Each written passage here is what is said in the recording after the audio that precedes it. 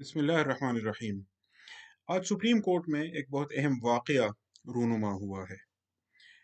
जानने वाले जानते हैं कि आम तौर पर अगर सुप्रीम कोर्ट में दायर की गई किसी दरख्वास्त पर रजिस्ट्रार ऑफिस से एतराज़ात लगाए जाएं कि ये काबिल समाअत नहीं है, इस दरख्वास्त में ये कमियां हैं या मसाइल हैं,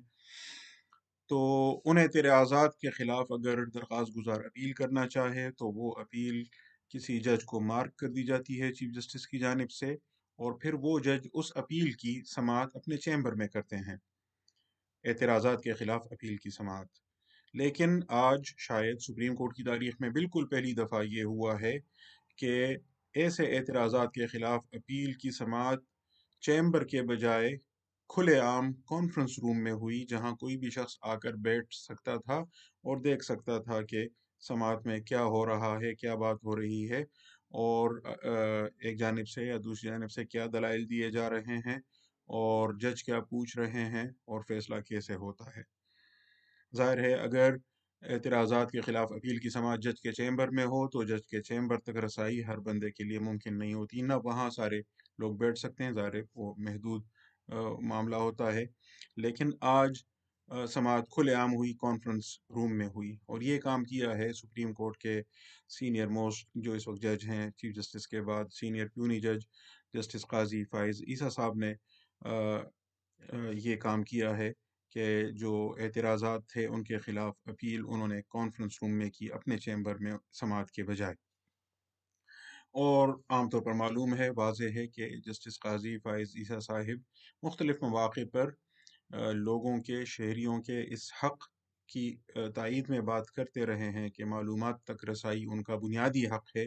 पाकिस्तान के आईन की रूह से। बल्कि अपने केस में उन्होंने सुप्रीम कोर्ट में एक दरख्वास्त भी दी थी, जिसको तवील समाअत के बाद कबूल नहीं किया गया, अगरचे उसूली तौर पर उस मामले में जो तक़सीम हुई उससे आगे के इम्कानात पैदा हुए हैं। लेकिन वो दरख्वास्त उन्होंने इस मामले में दी थी कि अहम नौइयत के जो मुक़द्दमात हैं तो उनकी बराह रास्त उनको नशर करना चाहिए, उनकी समाअत की बराह रास्त नशरियात के ज़रिए लोगों तक वो समाअत पहुँचाई जाए, लोग देखें कि अदालत में क्या होता है। ये दरख्वास्त, जैसे मैंने कहा, उस वक्त तो कबूल नहीं की गई, उनके केस के मामले में कबूल नहीं की गई, लेकिन उमूमी तौर पर उस मामले को खुला छोड़ा गया है और उस पर किसी भी वक्त मज़ीद बात की जा सकती है। आज का जो मामला था, मैं उसकी थोड़ी वजाहत करूं कि ये केस क्या था, क्योंकि बहुत कुछ सोशल मीडिया पर जो बहस चल रही है वो गलत नहज पे चल रही है। तो मैं मामले की नोयत समझाना चाहूँगा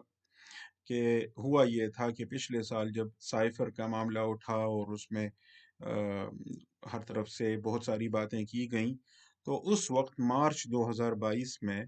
3 दरख्वास्तें सुप्रीम कोर्ट में दायर की गई थीं आईन पाकिस्तान की दफ़ा 184 ज़ैली दफ़ा 3 के तहत, इस मकसद के लिए कि सुप्रीम कोर्ट इस मामले में इक़दाम उठाए और हुक्म दे इंक्वायरी का, तहकीकात का। ये 3 दरख्वास्तें मार्च 2022 में दायर की गई थीं, लेकिन रजिस्ट्रार ऑफिस से इस पर एतराज़ात लगाए गए थे, और उन एतराज़ात में बुनियादी एतराज़ यही था कि आईन पाकिस्तान की दफ़ा 184 ज़ैली दफ़ा 3 के तहत जो शराइत हैं सुप्रीम कोर्ट में बराह रास्त कोई मुकदमा दायर करने के लिए, तो वो शराइत इन दरख्वास्तों में पूरी नहीं हो रही। उसके ख़िलाफ़ इन्होंने दरख्वास्त गुज़ारों ने अपीलें की। वो अपीलें तब से आज तक ज़ेर इल्तिवा रही थीं, और फिर अब रिसेंटली हुआ ये कि chief justice of Pakistan justice Umar Ata Bandial Sahib ने उन अपीलों को जस्टिस सरदार तारिक मसूद साहब के पास भेज दिया कि वो इनकी समाअत करें चैम्बर में और इन पर फैसला सुनाएं कि ये एतराज़ात कबूल किए जाएं, दरख्वास्तें मुस्तरद की जाएं, या ये दरख्वास्तें काबिल समाअत हैं। जस्टिस सरदार तारिक मसूद साहब ने इन अपीलों की समाअत से माज़रत की, और उसके बाद चीफ जस्टिस ऑफ पाकिस्तान ने ये अपीलें जस्टिस काजी फ़ाइज़ ईसा साहिब को मार्क की कि वो इनकी समाअत करें। जस्टिस काजी फ़ाइज़ ईसा साहिब ने ان اپیلوں کی سماعت اپنے چیمبر میں کرنے کے بجائے سپریم کورٹ کے کانفرنس روم میں کی۔ یوں یہ ایک نئی تاریخ یوں کہیں کہ رقم ہوئی۔ ہم بھی وہیں موجود تھے اور سارا معاملہ الحمدللہ ہمارے سامنے ہوا، کس طرح کیا دلائل دیے گئے۔ میں مختصراً اس کی وضاحت کرتا ہوں کہ ایک درخواست گزار سپریم کورٹ کے وکیل تھے جناب ذوالفقار بھٹا صاحب، اور انہوں نے خود درخواست گزار بھی تھے اور انہوں نے خود دلائل بھی دیے۔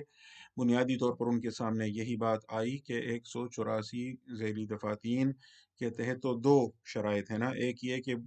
بنیادی حقوق جو جن کی ضمانت آئین میں دی گئی ہے وہ متاثر ہوئے ہوں اور عوامی مفاد کا مسئلہ ہو۔ تو یہ دو شرائط یہاں کس طرح پوری ہو رہی ہیں؟ پہلا سوال یہی تھا کہ کیا واقعی یہ بنیادی حقوق کی خلاف ورزی کا مسئلہ ہے؟ تو کس کے بنیادی حقوق متاثر ہوئے ہیں، درخواست گزار کے یا کسی اور کے یا عوام کے؟ تو بھٹا صاحب نے جس طرح اس معاملے پر اپنا موقف پیش کیا تو سچی بات یہ ہے کہ وہ بہت کمزور انداز میں پیش کیا گیا، اور انہوں نے دفعہ 9 جو آئین کی ہے، جو زندگی کے حق کے بارے میں ہے، اس کے سوا وہ کسی اور بنیادی حق کے بارے میں بات نہیں کر سکے۔ ان کا سارا زور صرف اسی بات پر تھا کہ جو زندگی کا حق ہے وہ متاثر ہوا ہے۔ تو ان سے پوچھا گیا کہ کس کا زندگی کا حق متاثر ہوا ہے، کیسے متاثر ہوا ہے، تو وہ کوئی وضاحت اس کی نہیں دے سکے۔ اور جب بنیادی حقوق متاثر ہونے والی شرط ہی آپ پوری نہیں کر سکے تو آگے کی بحث تو ظاہر بے معنی ہو جاتی ہے۔ انہوں نے بیچ میں ایک آدھ دفعہ 4 اور دفعہ 5 کا بھی حوالہ دیا، آئین کی دفعہ 4 اور دفعہ 5 کا، جن میں یہ کہا گیا ہے کہ تمام لوگ آئین اور قانون کے پابند ہیں اور ان کے مطابق سارے کام کریں گے، اور جو کام ان پر آئین اور قانون کے ذریعے لازم نہ ہو تو وہ کوئی اور ان پر لازم نہیں کر سکتا۔ تو ان دفعات کا اس موجودہ کیس سے کیا تعلق ہے وہ اس کی بھی وضاحت نہیں کر سکے، اور بظاہر یہی معلوم ہوا کہ یہ دفعات اس معاملے میں غیر متعلق ہیں۔ اس کے بعد جو دوسرے درخواست گزار تھے وہ بھی سپریم کورٹ کے وکیل ہیں، ڈاکٹر جی ایم چودھری صاحب۔ تو ان سے بھی یہی سوال کیا گیا کہ یہ کیسے دفعہ 184 ذیلی دفعہ 3 کا مسئلہ بنتا ہے، بنیادی حقوق متاثر ہوئے ہیں تو کون سے اور کن کے؟ تو ان کا بھی سوائے دفعہ 9 کے اور کوئی کسی حق کے بارے میں وہ بات نہیں کر سکے، اور ان کا بھی سارا زور یہی تھا کہ اسی پر تھا کہ دفعہ 9 کے تحت جو زندگی کا حق ہے وہ متاثر ہوا ہے۔ تو کیسے متاثر ہوا ہے وہ اور کن کا حق متاثر ہوا ہے وہ اس پر عدالت کو مطمئن نہیں کر سکے۔ ان کے ساتھ گفتگو میں البتہ ایک اور پہلو بھی سامنے آیا۔ ان کے ساتھ سوال و جواب جب ہو رہے تھے، انہوں نے انکوائری کمیشن کے متعلق جو 2017 کا قانون ہے اس کا بھی حوالہ دیا۔ تو ان سے پوچھا گیا کہ اس قانون کے تحت کمیشن بنانے کا اختیار کس کے پاس ہے؟ ان کا جواب تھا کہ وفاقی حکومت کے پاس۔ تو ان سے پوچھا گیا کہ عدالت پھر کس طرح کمیشن بنانے کا حکم دے سکتی ہے؟ کمیشن بنانے کا اختیار تو حکومت کے پاس ہے، عدالت کس قانون کے تحت کمیشن بنائے؟ ان کے پاس اس کا جواب نہیں تھا۔ اور جب انہوں نے خود یہ مان لیا کہ اس قانون کے تحت کمیشن بنانے کا اختیار حکومت کے پاس ہے، تو پھر ان سے پوچھا گیا کہ آپ حکومت سے کیوں نہیں کہتے کہ وہ کمیشن بنائے، اور حکومت مناسب سمجھے تو کمیشن بنائے اور نہ سمجھے تو نہ بنائے، یعنی اگر یہ اس کا اختیار ہے، اس کی قانونی ڈیوٹی نہیں ہے، اس کی اختیار ہی ہے، تو اس انتظامی اختیار میں عدلیہ کیوں مداخلت کرے؟ اس سوال پر دفعہ 90 اور دفعہ 97 جو آئین پاکستان کی دفعات ہیں وفاقی حکومت کے متعلق اور ان کے اختیارات کے متعلق، ان پر بھی بحث ہوئی، اور ان میں یہ بات سامنے آئی کہ دفعہ 90 دفعہ 97 اور پھر ان کے ساتھ جو آئین کا چوتھا جدول ہے جس میں ان امور کی فہرست دی گئی ہے جو وفاقی حکومت کے اختیار میں آتے ہیں، جن پر قانون سازی کا اختیار پارلیمان کے پاس ہے، جن پر فیصلہ سازی کا اختیار وفاقی حکومت کے پاس ہے، ان امور میں تیسرے نمبر پر خارجہ تعلقات، دوسری ریاستوں کے ساتھ تعلقات کا معاملہ بھی وہیں مذکور ہے۔ تو اگر یہ وفاقی حکومت کے اختیار میں ہے اور کمیشن بنانے کا جو قانون ہے اس کے تحت کمیشن بنانے کا اختیار بھی وفاقی حکومت کے پاس ہے، تو عدلیہ سپریم کورٹ کیسے اس معاملے میں کمیشن بنانے کی جو استدعا ہے وہ قبول کر سکتی ہے، یعنی یہ استدعا اگر کرنی ہے تو حکومت سے کی جائے۔ اور اس میں یہ سوال بھی زیر بحث آیا کہ جس وقت سابق وزیر اعظم عمران خان نے کہا تھا کہ اس طرح سائفر کا معاملہ ہے اور بیرونی مداخلت ہے، تو وہ خود وزیر اعظم تھے اور وفاقی حکومت انہی کے ہاتھ میں تھی، تو وہ خود کمیشن بنا سکتے تھے، تو انہوں نے کمیشن اس وقت خود کیوں نہیں بنایا؟ تو جو کام انہوں نے خود نہیں کیا، تو اب آپ اس کا مطالبہ عدالت سے کیسے کر سکتے ہیں؟ اور عدالت کے اختیار کے متعلق دفعہ 175 ذیلی دفعہ 2 اور ذیلی دفعہ 3 پر بھی بحث آئی۔ دفعہ 175 ذیلی دفعہ 2 کا یہ کہنا ہے کہ عدالت کے پاس صرف وہی اختیاری سماعت ہے جو آئین یا قانون نے اسے دیا ہو۔ تو آئین یا قانون میں تو سپریم کورٹ کے پاس جو اختیاری سماعت ہے اس میں ایسا کوئی معاملہ شامل نہیں ہے۔ آپ نے ثابت کرنا ہوگا دفعہ 184(3) کے تحت کہ بنیادی حقوق متاثر ہوئے ہیں اور عوامی مفاد کا مسئلہ ہے، یہ دو شرائط پوری ہوں تو پھر سپریم کورٹ اختیار سماعت رکھے گی، تو وہ آپ ثابت نہیں کر سکے۔ اسی طرح جو دفعہ 175(3) ہے تو اس کے تحت تو یہ کہا گیا کہ انتظامیہ اور عدلیہ ایک دوسرے سے الگ ہوں گے، تو عدلیہ انتظامیہ کے امور میں مداخلت نہ کرے اور انتظامیہ عدلیہ کے امور میں مداخلت نہ کرے۔ اس موقع پر جسٹس قاضی فائز عیسیٰ صاحب نے مختلف پیرایوں میں 2-3 دفعہ یہ بات کہی کہ وہ کبھی بھی انتظامیہ کے جو دائرہ کار ہے اس میں مداخلت نہیں کریں گے، نہ ہی انتظامیہ کو کبھی عدلیہ کے دائرہ کار میں مداخلت کرنے کی اجازت دیں گے۔ یہ گویا انہوں نے اپنا ایجنڈا اور اپنا تصور بھی واضح کیا کہ آئین کے تحت جو اختیارات کی تقسیم ہے عدلیہ، انتظامیہ اور مقننہ کے درمیان، اس کی وہ رسپیکٹ کرتے ہیں، اس کا احترام کرتے ہیں، اور ہر جو یہ 3 شعبے ہیں ان کو ہر ایک کو اپنے اپنے دائرہ کار میں اپنا اپنا کام کرنا ہوگا۔ عدلیہ ان کے امور میں مداخلت نہ کرے اور وہ عدلیہ کے امور میں مداخلت نہ کریں۔ اس طرح جب یہ گھوم پھر کر پھر بات اس طرف آئی کہ حکومت کے پاس اختیار ہے کمیشن بنانے کا اور عدلیہ کے پاس نہیں ہے، اور نہ ہی عدلیہ کے پاس اختیار سماعت ہے اس مخصوص معاملے میں، کیونکہ دفعہ 184(3) کی شرائط پوری نہیں ہو رہی، تو اس وجہ سے درخواستیں تو ظاہر مسترد ہی ہونی تھیں۔ اور یہ مسترد ہوئی تب جب جو وکیل موجود تھے ان سے باقاعدہ تفصیلی بحث کے بعد یوں کہیں کہ انہوں نے بھی مان لیا کہ ان کے کیس میں دم نہیں ہے۔ وہ عدالت کو مزید مطمئن کرنے کے لیے ان کے پاس کوئی اور دلیل نہیں تھی۔ اچھا، جو تیسرے درخواست گزار تھے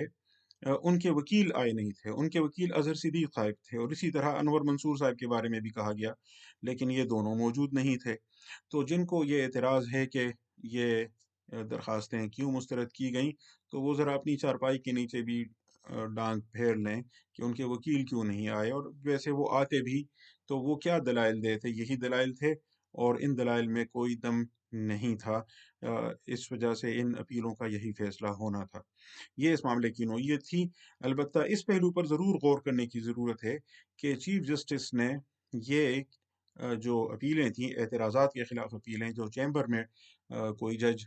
جن کا فیصلہ کرتے ہیں، تو فیصلہ کرنے کے لیے چیف جسٹس صاحب نے یہ اپیلیں پہلے سردار طارق مسعود صاحب کو کیوں بھیجیں، جو ظاہر ہے جن کو ہم خیال ججز میں شمار کیا جاتا ہے ان میں سردار طارق مسعود صاحب شامل نہیں ہیں۔ اسی طرح جب انہوں نے معذرت کی تو پھر یہ اپیلیں انہوں نے جسٹس قاضی فائز عیسیٰ صاحب کی طرف کیوں بھیجی، وہ بھی ظاہر ہم خیال ججز جن کو کہا جاتا ہے ان میں شامل نہیں ہیں۔ تو اس پر غور کرنے کی ضرورت ہے کہ چیف جسٹس صاحب نے ان ججز کو کیوں یہ اپیلیں بھیجیں۔ اس پر ایک اور پہلو سے بھی غور کرنے کی ضرورت ہے کہ ابھی ریسنٹلی عمران خان نے چیف جسٹس آف پاکستان کو اس معاملے میں الگ سے بھی خط لکھا ہے، تو کیا چیف جسٹس صاحب اس خط کے معاملے میں یعنی خود کو بچانا چاہتے ہیں کہ اس میں وہ سو موٹو ایکشن نہ لیں، اس میں وہ کوئی کارروائی نہ کریں، اس لیے انہوں نے یہ درخواستیں صرف بھیجی، یا کوئی اور وجہ ہے؟